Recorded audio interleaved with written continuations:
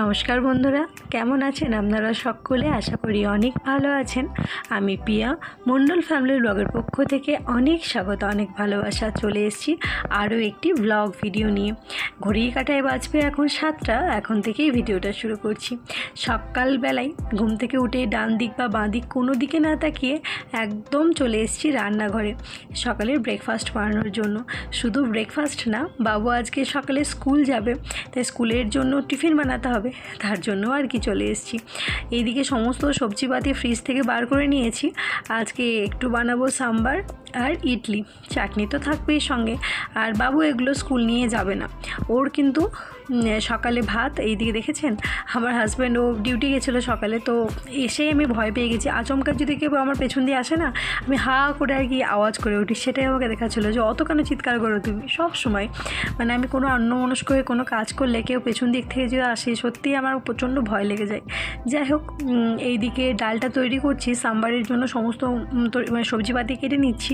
বাবুকে আজকে ইডলি পাঠাবো না, মেন হলো আজকে আমি সুজির ইডলি বানাচ্ছি আর কি, সুজি দিয়ে। এবার কেমন হবে না হবে তার জন্যই আর কি পাঠাবো না। ও আর বলেই রেখেছিলো আগের দিন আমি লুচি নিয়ে যাবো স্কুল টিফিনে, তো ওর জন্য লুচি বানাবো, তার জন্য আটাটা মেখে রেখেছি। আর ওকে সকালে ভাত খাইয়ে পাঠাবো। তো সাম্বারটা তাড়াতাড়ি করার চেষ্টা করছি, সাম্বার দিয়ে সকালে ভাতটা খাইয়ে পাঠাবো। ভাতটা খাইয়ে পাঠালে কি হয়, পেটটা অনেকক্ষণ ভরা থাকে, টিফিন খাক কি না খাক অতটা চিন্তা থাকে না জানেন। আর সকালবেলায় যদি কিছু না খেয়ে যায় না, মানে সারাদিন মনটা আমার ওই দিকেই পড়ে থাকে। আর খেয়েছেনই তো আমার ছেলের চেহারা, একদম মানে শুধু হাড়টুকুই আছে, গায়ে এক ফোঁটা মাংস নেই। যাই হোক, ওই শরীরের জন্য আর কি অনেকে আমাকে অনেক রকম বলেন যে বাচ্চাকে কেন খাওয়ানো না ঠিক মতো করে, এত পাতলা এত পাতলা। কী করবো বলুন, ছেলে পাতলা হলে কিছু করার নেই। এইদিকে দেখুন বাবা চলে এসছে যে আমরা কি করছি সেটা দেখার জন্য। আর আমার মোটামুটি লুচি ভাজাও কমপ্লিট হয়ে গেছে। যেহেতু ও টিফিনের জন্য নিয়ে যাবে, তাই ওই 4-5 খান মতো লুচি আর কি ভেজে নিয়েছি। ওই 3টে কি 4টে পাঠাবো। এইদিকে ইডলি করব বলে সুজির সাথে ওই কী বলে দই, টক দই মিশিয়ে রেখে দিয়েছিলাম অনেকক্ষণ, তো সুজিটা ভালো করে ফুলে উঠেছে।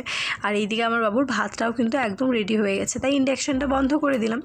আর এইদিকে বানাবো এবার ইডলিগুলো আর কি বানাবো, তার জন্য আর কি ওই আমার কাছে যে বাসনটা ছিল সেটা নিয়ে নিয়েছি। আর এইটা দিয়ে অয়েলটাকে ব্রাশ করে নেবো। দেখো থিকনেসটা ঠিক এরকম রাখবে। আগেই বলে দিই, আমার না প্রথম সাপটা দিয়ে ইডলির খুব একটা ভালো হতে চায় না, জানি না কেন। যতবারই চেষ্টা করছি প্রথমবারটা আমার একদম ভালো হয় না, তারপরে দ্বিতীয়বার যখন করি তখন বেশ ভালো হয়। তো একটা একটা করে পাত্রে ঢেলে নিচ্ছি। আর এইদিকে বাবুকে একদম রেডি করিয়ে দিয়েছি, আমি ভাতটা খাইয়ে দিয়ে এসেছি। আর মা ওকে মুখটুক মুছিয়ে দিচ্ছে, তারপরে ওকে গিয়ে ড্রেসটা পরাবো। তাই ভাবলাম আগে এক সাবার কি চাপিয়ে দিই ইডলি, তারপরে ওকে আবার রেডি করে স্কুলে নিয়ে যেতে হবে। দেখো ওকে কিন্তু একদম রেডি করে যাচ্ছে এখন স্কুলে ছাড়তে।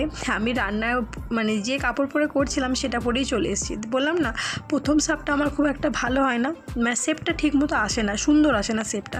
একদম ইডলিগুলো খুব ভালো ফুলেছে কিন্তু শেপটা খুব ভালো আসে না। আর দ্বিতীয়বার যখন ইডলিটা করি তখন শেপটা খুব ভালো আসে। কিন্তু অনেকটা আমার শ্বশুরমশাইরা একটু তাড়াতাড়ি খান, তো তার জন্যেই আর কি খাবারটা তাড়াতাড়ি বাবাদেরকে দিয়ে দিচ্ছি, তারপরে দ্বিতীয় সাপটা আবার চাপাবো। আর বাবুকে তো স্কুলে রেখে দিয়ে চলে এসেছি। ওই এখন 4 ঘন্টা আর কি ও স্কুলে থাকবে। আর মা মা মা মা করার এখন কেউ নেই। যখন স্কুলে চলে যায় তখনও মনটা খুব খারাপ হয়ে যায় যে বাড়িতে কেউ নেই বলে। আবার যখন বাড়িতে থাকে আর সারাক্ষণ শুধু মা মা মা মা করে, তখনও জানেন সত্যি বিরক্ত লেগে যায় যে এত বিরক্ত কেন করিস।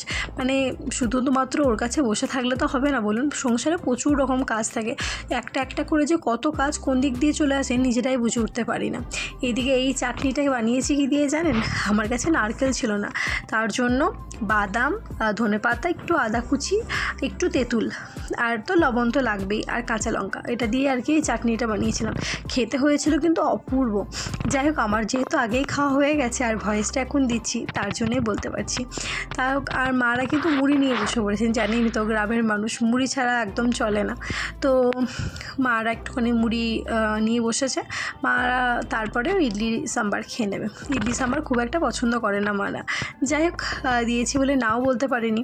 এইদিকে সাম্বারটা আমার অনেকটা সকালেই যে সাম্বারটা বানিয়েছিলাম একদম বেশি করে বানিয়ে রেখেছিলাম, একটু বেশি পুরো হয়ে গেছে, একটু জলটা দিয়ে একটু ম্যানেজ করে নিতে হবে, কারণ এই ডালটা না কিছুক্ষণ থাকলেই আর কি হয়ে যায়, মানে পুরো হয়ে যায়।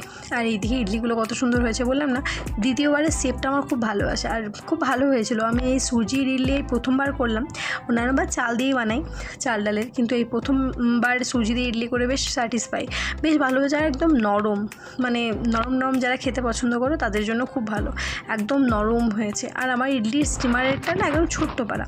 এদিকে আমি বসে পড়েছি ইডলি সাম্বার চাটনি নিয়ে, আর ওইদিকে ঠং ঠং করে আওয়াজ চলে এসে ডাস্টবিন গাড়ি। আমি যেহেতু খাবার খাচ্ছিলাম তো মা বললো আমি গিয়ে ফেলে দিয়ে আসছি, তো মা চলে গেছে দুটো ডাস্টবিনের গাড়ি নিয়ে, মানে ডাব্বা নিয়ে। আর ওইদিকে আমার হাজব্যান্ডও চলে এসছে, ও ডিউটি থেকে চলে এসছে সকাল সকাল। আবার ও একবার 2 টাইম যায়, সকালে একবার যায়, তারপর আবার কিছুক্ষণ পর আসে আর কি। এইদিকে আমার জামা কাপড় কাছাকাছি একদম স্নান পুরোই কমপ্লিট হয়ে গেছে, তো এখনও চুল আঁচড়ানোর টাইম পাইনি, তাড়াতাড়ি করে জামা কাপড়গুলো মেলে দিচ্ছি। দেখতেই তো পাচ্ছেন যে আকাশে কীরকম মেঘ হয়ে আছে, তাও ওই দড়িতেই দিলাম। ও দড়িতে দিলে কী হয়, একটু হাওয়া বাতাসে জলটা তাড়াতাড়ি ঝরে যায়, তো কিছু করার নেই, বৃষ্টি এলেও কিছু করার নেই, মেলার তো জায়গা নেই। ছোট্ট ব্যালকনিতে কোথায় মেলবো বলুন, আর এই ছোট্ট ব্যালকনিতে যদি এগুলো মেলে দিই পুরো জলে জলে একদম পুরো যা তা অবস্থা হয়ে যাবে। আর একটুখানি হাওয়া বাতাসে না শুকালে না জামা কাপড়ে কীরকম একটা ঘ্রাণ আসে। এইদিকে দুটো দড়িতেই মেলে দিয়েছি পুরো জামা কাপড়।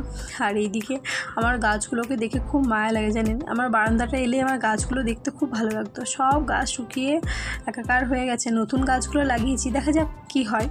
আর এইদিকে আজকে দুপুরে কিচ্ছু বানাইনি, সকালে যেহেতু সাম্বার বানিয়েছিলাম, আর দুপুরে একটুখানি কারি বানিয়েছি, আর কোনো পকোড়া টাকোড়া বানিয়েছি, শুধুই কারিটা বানিয়েছি। তো এর উপরে এবার একটু ছোক দেবো, তাই একটুখানি ঘি নিয়েছি, কারি পাতা ছিল না, তাই ওই কী বলে কালো সর্ষে আর শুকনো লঙ্কা দিয়ে আর কি ছোকটা দিয়ে দেবো। এটা বেশ ভালো লাগে জানেন, কারিতে যদি ঘিয়ের ছোক দেওয়া হয় খেতে সত্যি খুব ভালো লাগে। আমি তো খুব ভালোবাসি কারি, আমার হাজব্যান্ডও খুব ভালোবাসে। ঘিটা এখন অবধি মেল্ট হতে কতক্ষণ টাইম লাগছে দেখছেন। এই ঘিটা কিন্তু আমার নিজের হাতের, মানে একদম বাড়ির ঘি আর কি। যারা আমার আগে ভিডিও দেখেছেন তারা তো জানেন যে আমি কত করে ঘি বানাতাম। এই কটা দিন আর কি আর বানাচ্ছি না, আবার কিছুদিন পর থেকে শুরু করব আর কি। তো যাই হোক একদম হয়ে গেছে ভালোভাবে আর কি। তো একদম ছোকটা দিয়ে দিলাম, তারপরে কিছুক্ষণ ঢাকন দিয়ে রেখে দেবো, এতে তো আর কিছু দেওয়ার থাকে না। কারির রেসিপি আগে হয়তো আপনাদের সাথে শেয়ার করেছি, অনেক আগে পুরনো ভিডিওগুলো দেখে নিতে পারেন যারা একবার এই রেসিপিটা বানাতে চান। খুব ভালো হয় আর প্রচণ্ড তাড়াতাড়ি হয়ে যায়।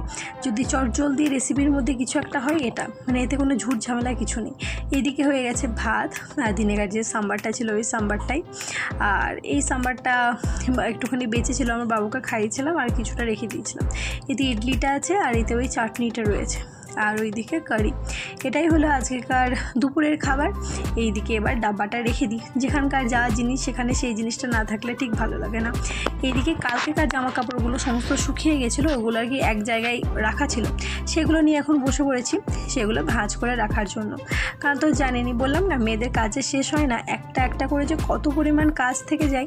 দেখে মনে হয় তো এই 2 মিনিটের কাজ কি এমন, কিন্তু এই 2 মিনিটের কাজটা করতেই প্রচুর টাইম লাগে জানেন।